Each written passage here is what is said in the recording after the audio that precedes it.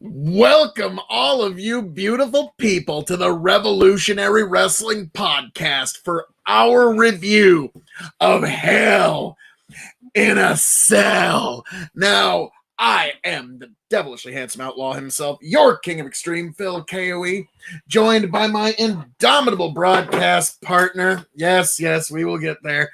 Now, there has been a travesty this evening, folks. I'm sure the events of this world are all going to turn for the worse now, because we all remember when I became the champion, how well things went.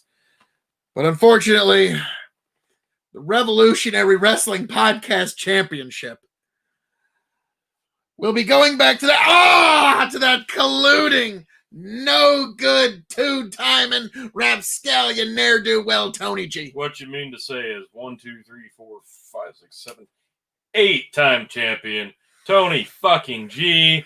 And folks, if you're joining us, why don't you go ahead and do a little favor for us? Like, share, subscribe. You know it's the right thing to do, folks. So, we're going to jump down this here card for you. I think it is fair to say we just finished watching Will Hell in a Cell three-peat as Wrestle Shit of the Year. I don't think so. I was about to say, I was shocked. Now, the standards were really low. They were pretty fucking low. We just needed finishes for the match. And, yeah. So, we actually ended up having 6 matches on this card. They only had 5 booked. We had an impromptu, which we both ended up picking Lashley, but we'll get to that. Let's start off, surprisingly, the Universal title was the first match of the night. Hell in a Cell, I Quit like WrestleMania match. A year or two ago. Yeah, weird. But Roman Reigns defending the Universal title against Jey Uso in an I Quit Hell in a Cell match. They were putting a hat on top of a hat, as the great Jim Cornette would say, but it worked. It was a little slow. It went a long time. On top of a hat. I like it. It went a long time. And they were really just doing storytelling. Well, I like how they had to emphasize that, okay, this is an I Quit Hell in a Cell match, so you know you're actually going to get a finish here. Yeah. Which made me think there's no way we don't get a smudge finish. And it really looked like it was about to be, because they tried everything under the sun to make it look like it. They had people come out, open the cell, come check on Jay. Even Jimmy comes out. It looked like it was going to be a non-finish, but somehow, some way. It was actually a pretty good match. And then Jimmy and Jay start doing the, no, Oos, come on. This is your cousin. This is your blood. What are you doing? And Roman starts welling What up. am I going to do? Oh, how did I get myself no more? Grabs him, puts his brother in the choke, making Jay... while he's getting choked. Okay, I quit. You win. Oh, that was too beautiful. It was good, but it went really slow and it went a long time. I think it could have gone a lot faster. They could have gotten to the same place without the cell. It could have just been an I Quit match and they could have gotten to the same place. It didn't need the cell. So for that, I gave it 3. I thought the storytelling was good, but it was really slow. They could have shortened it up a bit. Oh, I gave it 3.5 because it was a great, and I love the heel work at the end there, choking his own brother out in front of him to get him to finally say I quit. I enjoyed it. Folks, let us know in the comments what you thought of the matches as well. Oh, yes, please do. And also, when you're not doing that, be sure to like, share, subscribe right here to the Revolutionary Wrestling Podcast. You know it's the right thing to do, folks. You know you can keep up with all of the craziness happening right here at the Revolutionary Wrestling Podcast. But as we move onward and upward down the card, this was a thrown-together match that had about half an hour of build, if we're being honest. Elias facing Jeff Hardy in a one-on-one match. Just a regular match, believe it or not. This went really quickly-ish, and Elias is like laying on the ring apron. Hardy gets up on the top. You think he's going to swanton Elias on the ring apron, but instead Elias rolls out, grabs a guitar. So Jeff gets down, ducks the guitar shot, takes the guitar, smashes Elias with it, and gets DQ'd. Elias wins by DQ. I don't know why. It was almost pointless. It didn't do any Why, good Tony? for anybody. Because WWE stands for Walk with Elias. Now, I chose wrong tonight because I made the assumption that, well, Jeff Hardy's a star, and so they're going to stick with the star. And so that was what I had Elias winning. I didn't think it was going to be by DQ. I thought he'd cheat to win, but we got there in the end, folks. And that's really all that matters. I'm sorry. Big Buck and Entertainment, our sponsor, of course. Oh, great, Tony is champ again. When is the COVID chant going to save us? Well, maybe when he, learns to call the card that's actually on and not the card from 3 months ago. Oh, ouch. But, yeah. I gave it a 1.5 because Welcome it was to short Show Chicken. and it was a very lame ending. It could have been done on Raw, and it would have had the same effect. Yeah, this one was just kind of fill in some time for the fact that we have a pay-per-view here. Yeah. This match is kind of a symptom of the WWE Network. Very much so. So moving, but what I gave it 1/2. Yeah. It was Didn't just kind of any more than that. throwaway. Wasn't as bad as some of the worst matches we've seen this year or in history, but no, it was fine. It was a Raw match on pay-per-view. Yeah. Moving down. Speaking of Raw matches on pay-per-view, Miz facing Otis for the Money in the Bank briefcase. As I said on the prediction show, this is how they correct the joke that was Otis winning the Money in the Bank briefcase. It had no business happening. It was just for laughs. It was to entertain Vince. Well, they got that. Now, I have to give Otis some credit, though, because Otis getting the briefcase and Ray getting thrown off at Money in the Bank actually put me just 1 point ahead. So Chicken went from Triple Champ Chicken to Triple Place Chicken. Oh, snap. I went there. And he says, I'm coming back, kid's the real champ, and return. Oh, Triple Place Chicken. Let's not get ahead of ourselves. I was about to say, I mean, you got some real competition here. You got to come up against their kids. So we'll see how you do. I am the 8-time champ. But I digress. Miz and Otis, this went about how you'd expect. It was another Raw match on a pay-per-view until about the very end, where John Morrison starts getting involved. The ref catches him with the briefcase. He drops the briefcase. He gets thrown out. And then inexplicably, Tucker picks up the briefcase and blasts Otis. I guess heel turn, sealing the fact that they got drafted to separate brands. Now they are officially broken up. So we weep for Heavy Machinery. But no, Miz ends up winning. Gave me another point because I'm just that good. And Miz is now Mr. Money in the Bank. Miz being on Raw means he would be vying for the WWE World title. Randy Orton's belt now. Well, we're getting there. You're jumping the gun, Phil. Don't spoiler alert. Spoiler alert, Phil. Damn it. Damn it, Phil. Oh, well, yeah, we'll get there. I mean, you watched the show with us. Yeah, you did. Like, if you don't know, I'm sorry. So Miz's Money in the Bank, I wanted to see that happen anyway. So this is perfect. I like this. This makes way more sense. I can't wait to see. Otis was robbed. They need to appeal the decision of John Bradshaw Layfield. It was clear conflict of interest. We'll have to see what we can do. So worry not, KOE Nation.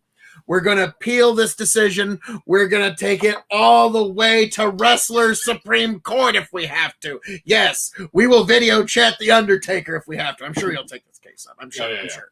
So, yes, that's pretty tell me if I'm wrong in the comments. That's pretty much Wrestling Supreme Court. Well, yeah. What's the Undertaker has got. But, yeah, Miz with the Money in the Bank briefcase. I think it's great. Good move. Can't wait to see where they go with it. Awful move. Two stars. I gave it 2.25. The match wasn't that good, and I'll be frank, the extra quarter from his 2 is just because I got the point. Moving down the line, Sasha Banks and Bayley in Hell in a Cell for the SmackDown Women's title. This is that match that they have been building and building and building and teasing and then rebuilding and teasing and building for the better part of like 2-3 years. It was time. Finally, they had that epic match at NXT TakeOver, and this was not that. This was a stipulation Hell in a Cell match. So let's just call it what it was. It was a shop class project It was a spot fest. They didn't get to have this classic wrestling match like they did in NXT. That's not what we got here. Give those two a match, and they would have torn the house down. But instead, they were looking for spots, and they were making spots up in the middle of the match. Like Sasha's putting up tables, they're dancing around it, spinning. Going the duct tape thing. And the duct tape, Bailey with the duct tape and the kendo sticks. It never went anywhere. It took too long. There was so much downtime. That's the problem with these matches like this. So, overall, I enjoyed the match. I liked it. They had some really good stuff happen. There were some really nice series between the cage and the ring. They did some really good spots overall. The match was fine. It just drug on a bit, and there was a lot of downtime. So for that, I gave it 3.5. I gave it 3.75 because it was actually a really good match, and I liked the finish. It was. Do you think this is the end of the feud, or do you think they're going to try and keep making? I this don't know. Honestly, longer? They've done so much with Bailey as the champion for so long that do they keep her feuding with Sasha, or do they have some other things in mind? Because she's been so handcuffed to that belt for so long that putting Sasha in there as a champ now, you can do different things. Maybe Bailey takes a break and then comes back. I think I would like that. With Survivor Series coming up, I think that's the perfect time. Let's take a bit of a break, revisit it after that, maybe after the first of the year, maybe leading up to Rumble. Next up, the impromptu match that wasn't... match of the night. Yeah, this was fucking great. Bobby Lashley defending the U.S. title against Slapjack. Slapjack. Yeah, Slapjack. So Stevie Ray? No. Who did I say it was? Shane Thorne. Shane Thorne under the Big Bucket Entertainment also is so correct. Hit that like and share, folks. You know it's the right thing to do. Yeah. You can keep up with this gorgeous mug from day to day. That's worth the price of admission alone. So Bobby Lashley versus Slapjack Shane Thorne was it was trash. Shane Thorne went up for a drop kick, missed completely. Bobby sold it anyway. Bobby's not my favorite. As long Shane's been in NXT for a couple of years now. So the fact that he looked that green was kind of shocking. But you're in there with Mr. Green Bobby Lashley, who's never looked like he's been a year out of training camp, in my opinion. So, yeah, this was a disaster from the start. 1.5. Oh, Bobby won. Bobby retained. I know. I'm shocked. Yeah. Really? Color me what? Shocked. I gave it 1.25. We did agree beforehand. Yeah, I gave it. Wanted Bobby to win. I gave it 1.25. That's it. Yeah. That's all it was worth. No, it was bad. It wasn't good. I didn't care. Sorry, Shane. It wasn't even a Raw match. It was like a Sunday Night Heat match. Wow, that dated yourself a little bit. Sunday Night Heat hadn't been on the air for a minute or two. I was about to say that's a main event match. That's something along those lines. And then we got a comment here from Little Fettuccine. Thanks for joining us. What's up with the new setup? We're coming live from my basement right now instead of Phil's house. So yes, we're in Tony G's residence here rather than being at Castle KOE. So it was necessary. It was necessary. Tony, Tony's gonna have a kid any day now. So it could be happening now, and I'm just down here reviewing wrestling. But no, we're days out from having a kid, so we figured I better stay close to home just in case. So we'll be back at Castle KOE in no time. I came over to the deep bunker within, Fortress G. So, but yes, thanks for coming by, Little Fettuccine. But yeah, so we're in a little bit different setup. So Tony's got his Scotch, Irish whiskey, and everything else shelves for now, anyways. What are you drinking tonight, and how was the pay-per-view? Well, we're burning right through this thing because, frankly, this wasn't a long show. Tonight, we've kind of had an array of things. Currently, I have in my glass a little bit of Cardew 12. Cardew 12. It's a very nice Scotch that is the base blend for Johnny Walker. I've got a mix Tony's been making for a little while. We sampled his Scotch Forever bottle. And it's quite, Tony's been... This has got like 30 different types of scotches in it almost. Yes. So I just wanted to sample it. It's a little peaty. but it's also got a good amount of those sherried malts. Yes, so it's very nice. We just wanted to see what we need to finish it off with. So since you're here, follow that up to be fettuccine, to be finished off soon on the KOE Nation. We are here to I love the reveals. We are here to also talk about the main event. The main event. Yes. Randall Keith Orton versus Drew McIntyre. Hell in a Cell. The match was actually very good. WWE title match, y'all. Wow. You've been holstering that one for a minute? Most of the night. Oh boy. But so this match. This was a long one. This went a while. They got a lot in. This started with Randy sneaking up, dressed as, I guess, a ring crew guy. Drew catching him, but they went in the ring anyway. And yeah, RKO. Oh yeah, Tony shuffled off my RKO just attempts like this Drew evening, and that's how he was able to keep the title. So he became also now again 2 belts, Tony G. So anyway. The match was fine. They did a lot of the same stuff they've been doing in this entire series. This was way better than the ambulance match, which I was not a fan of. Way too much outsider interference. This was just, better than the ambulance match. You're not even trying at that point. They did have a nice spot on the outside where he got belly suplex Randy through a table, which went a lot better than I thought it would. I don't know.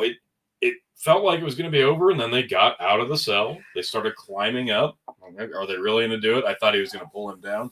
Sure enough, both guys end up on top of the cell. Randy's got a lead pipe stashed up there he hits Drew with. Then they just kind of both come back down the other side. Drew looked like he was scared shitless. Oh, yeah. Drew, like, he looked like he was not happy to be up there.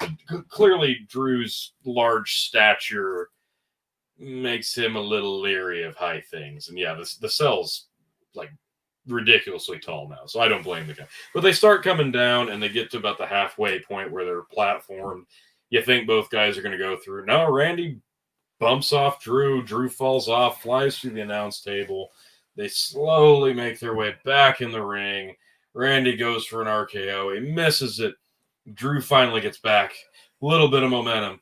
And then he takes for freaking ever, sitting in the corner, ready to drop the Claymore kick. And at that point, I said, well, holy shit, Randy's going to do it. Sure enough, he dives over top of Randy, who ducks the Claymore kick. They pop back up. Randy hits the RKO.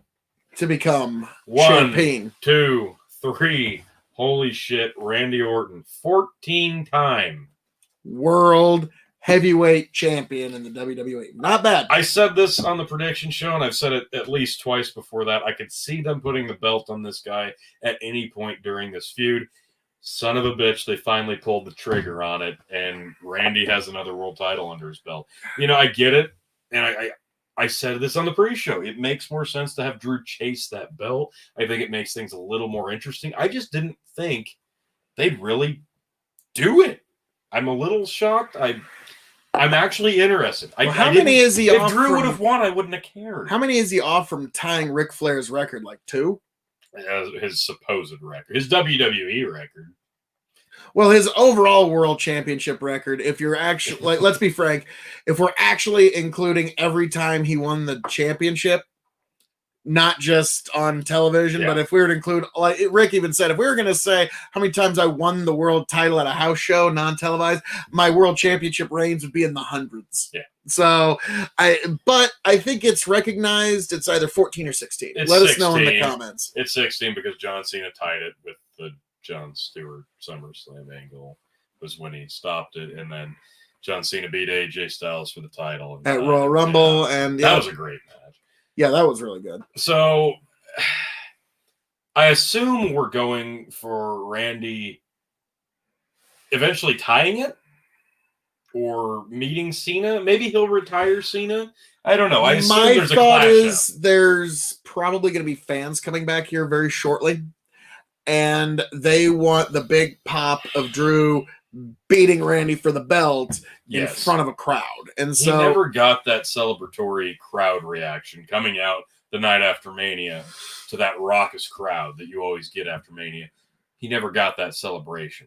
He could get that if they make Randy a perfect heel as champion this 14th time, make him a real piece of shit, which he's really good at doing, and then have Drew topple him for the belt to become a 2-time champ, that next night on Raw will be the big payoff. And I'm assuming that's where we're going. But again, with Miz being Mr. Money in the Bank now, all bets are off. I think this opens the door for a lot of unique things to happen. It actually makes me interested because I'll be frank, it's gotten pretty fucking stale. And I love Drew as champ. I love him as champ. He's a legitimate looking champion. He's earned it. But the product did get a little bit stale. It was probably time to mix things up. Let's see where it goes. I love it. Heading into Survivor Series, you've got Randy Orton and Roman Reigns now. That's actually, I kind of like the idea. Justin Chris, that's what makes the matches is the crowds. Exactly. yes, you're And all year, absolutely right. It's Crowdless. Now, I Yeah. do gotta say, I have to give the world of wrestling some credit for us, anyways. It's been pretty much business as usual. They've been doing very well keeping a sense of normalcy. Yes. We've mostly been complaining about backstage stuff and who's going where, just like we always were, just minus a crowd. Now, Yeah. AEW, they kind of started the idea of having a Yes. working crowd, and that was, again, it was silly, but it actually made sense. Yeah. And it They made made the it show work. more enjoyable, and so I'm looking forward to real Well, crowds and again. they've actually started to allow a few people back in. I don't know if it's cast and crew members, family, but whatever. That's what They have people in the stands. And then when WWE started doing the NXT call-up talent behind the plexiglass, like they could have done that with the Thunderdome, paired the two together. You would have gotten a pretty close crowd reaction. You would have had the crowd full with the video screens, but the actual live feel. I wish they would have done that. Missed opportunity. But assuming that the Thunderdome ends and we bring back at least a partial crowd, Randy Orton losing that title, that's going to be a big pop. You assume it'll be back to Drew McIntyre. I don't want to say that they're going to make it really predictable, but Drew McIntyre kind of does deserve that. But again, with Miz, he could. Is this not the time? Has Miz not paid his dues? Paying your dues and being the guy are two entirely different things, in my opinion. Miz, what I see is Miz cashing in his Money in the Bank, Otis somehow getting involved, and it's probably going to cost him the cash in. I hope not. Well, honestly, I hope. Why not. wouldn't he? I think Miz has more than paid his dues. Like when he first held the world title, it was definitely not the right time. It was completely overshadowed by The Rock and John Cena, and he's never recovered that. But what he has done is he rebranded the Intercontinental title as something prestigious. They've completely tanked it since then and made it not matter. As soon as the belt got off the Miz, nobody's cared about it again. And then they changed the design and fucked it up even more. But during that era of him being the champ, he made it feel like the Intercontinental title again. And I thought for sure that he'll be rewarded for that. No, he's been plunked into silly storyline after silly storyline, and I think it's time to reward the guy. He's been nothing but a company man. He's a safe worker, and he puts together great matches, like him or not. Oh, he's great. It's just, you're saying, boy, why was The Miz overshadowed by The Rock and John Cena? Yeah, like, that's the problem is he's a great heel. Okay? He's a great shit, just sniveling little heel. But world champion, I have a hard time buying it. Sorry, I just saw the Undertaker opening the casket and seeing the Undertaker in the casket. I'm sorry. Yeah. I was a little distracted with this Randy Orton documentary over to the side. But yeah, I saw that. Just like, what the fuck? Yeah. But I think this is as good a time as any. Like, why not get The Miz back in the mix in the world title? I don't think the probabilities of winning the belt are still really high when you have the briefcase. I don't think they need to stop that trend. I don't think they need to water it down anymore because they've already done a bad job of making it not mean so much. People losing that opportunity. So I think this is a good chance to respark the idea that the briefcase winner is almost a shoe-in to be the world champion.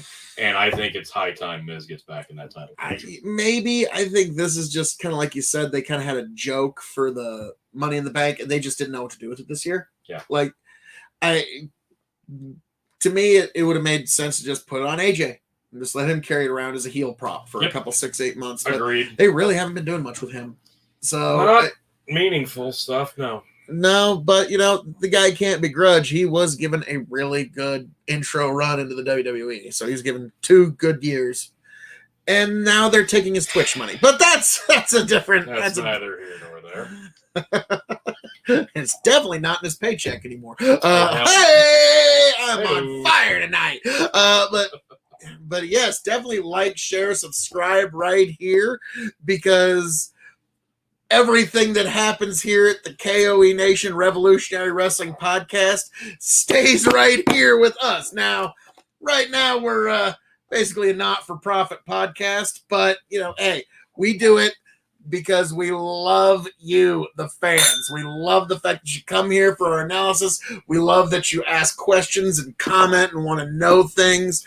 And we would not do this if it wasn't for all y'all. This is Yeah, so before we wrap this up, if anybody has any more questions, throw them in the comments. We will get to them. Why am I so awesome? How come I'm so right about everything? There's lots. And also, how did Tony get Tony 2 belts? I mean, old news, fake news, collusion. But so, what's really important is check out later tonight. KOE Nation is going to do a live stream. Definitely check that out once I have left the marvelous grounds of Fortress G. I will definitely... Now, we might stay here and maybe converse a little bit, but definitely I'm going to be giving some hard-hitting analysis of all of the issues of our day. So head over to KOE Nation for that live cast and all of the election countdown analysis that is coming. So, I mean, we're talking about pro wrestling. Head on over for only a slightly different presentation and analysis from our take on pro wrestling to our take on politics, which... If you hate politics... But I repeat myself. If you hate politics, jump on over there. You're going to love it. Got a couple of... But yes, I eviscerate everybody. What can I say? Justin says, both your heads blowing up laugh my ass. Yeah, that sounds about right. But yes, definitely check me out at KOE Nation, but also right here at Revolutionary Wrestling Podcast. This is the place to be for all of your wrestling news. And Tony, we got a couple coming up here, don't we? Yeah, I was just saying, we've got one is Full Gear on November 7th.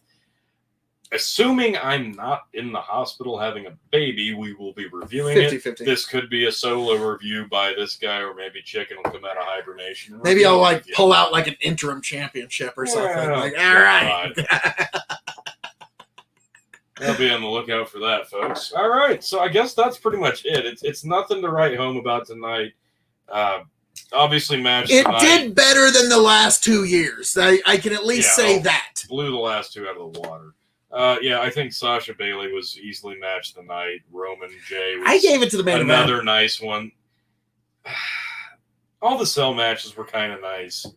3 to 3.5. That's what you really want when you tune into Hell in a Cell. Like a 3.5-star match. That's what you're tuning in for. They need to do away with this concept as a pay-per-view. And they need to bring it back as the blow-off. Yeah, if you can mark this down as the Hell in a Cell match in October, you don't care. When they announce it and it's not expected, that's when the Hell in a Cell match actually fucking means something. Let's get back to that. Let's make that happen, please. I'm begging you. Yeah, because like you said, 3.5-star matches for Hell in a Cell. Like these should be the matches of the year. Okay, but now they're an afterthought.